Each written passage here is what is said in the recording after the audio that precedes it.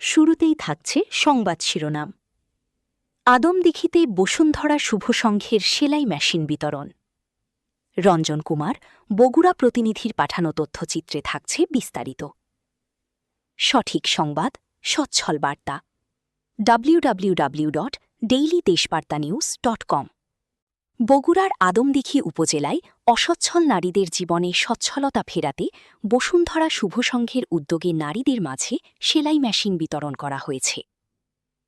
15 মে শুক্রবার সকাল 10টায় উপজেলার সান্তাহার পৌর শহরের বশিপুর শখেরপল্লী বিনোদন কেন্দ্রে আয়োজিত অনুষ্ঠানে প্রধান অতিথি হিসেবে উপস্থিত থেকে সুবিধাভোগীদের হাতে সেলাই মেশিন তুলে দেন সান্তাহার পৌরসভার সাবেক মেয়র ও পৌর বিএনপির সভাপতি আলহাজ তোফাজ্জল হোসেন ভুট্টু।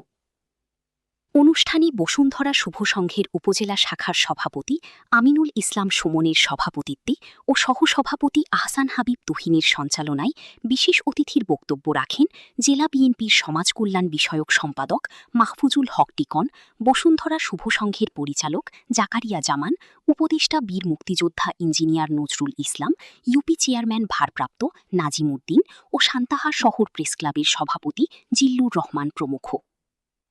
এ সময় উপস্থিত ছিলেন বসুন্ধরা গ্রুপের সিনিয়র কর্মকর্তা মামুন, বাংলাদেশ প্রতিদিনের বিশেষ প্রতিনিধি আব্দুর রহমান টুলু, কালের কণ্ঠের ফটো সাংবাদিক ঠান্ডা আজাদ, উপজেলা প্রতিনিধি তরিকুল ইসলাম জিন্টু, বসুন্ধরা শুভ সংঘের আদমদীঘি কমিটির সাধারণ সম্পাদক হাসিবুল ইসলাম সাকি, সহসভাপতি শাহিনা জোয়ারদার, যুগ্ম সম্পাদক আশিকুজ্জামান ছোটন, সাংগঠনিক সম্পাদক শাকিলা আক্তার, কোষাধ্যক্ষ ফিরোজ হোসেন, দপ্তর সম্পাদক রঞ্জন কুমার ও প্রশিক্ষক ছায়া আক্তার। অনুষ্ঠানে জানানো হয়, উপকারভোগী নারীদের 3 মাসব্যাপী বিনামূল্যে প্রশিক্ষণ প্রদান শেষে তাদের মাঝে সেলাই মেশিন বিতরণ করা হয়েছে। ফলে তারা অর্জিত দক্ষতা কাজে লাগিয়ে আয়মুখী কর্মকাণ্ডে যুক্ত হতে পারবেন। বিনামূল্যে সেলাই মেশিন পেয়ে কৃতজ্ঞতা প্রকাশ করেন শারমিন আক্তার মিম, ববি খাতুন, সোনিয়া আক্তার ও সামিয়া সহ অন্যান্য সুবিধাভোগীরা। তারা জানান, এই সহায়তা তাদের জীবনে নতুন আশার আলো জ্বালিয়েছে এবং পরিবার পরিচালনায় গুরুত্বপূর্ণ ভূমিকা রাখবে। বগুড়া জেলা বিএনপির সমাজ কল্যাণ সম্পাদক মাহফুজুল হক টিকন বলেন, এই ধরনের উদ্যোগ নিঃসন্দেহে প্রশংসনীয়।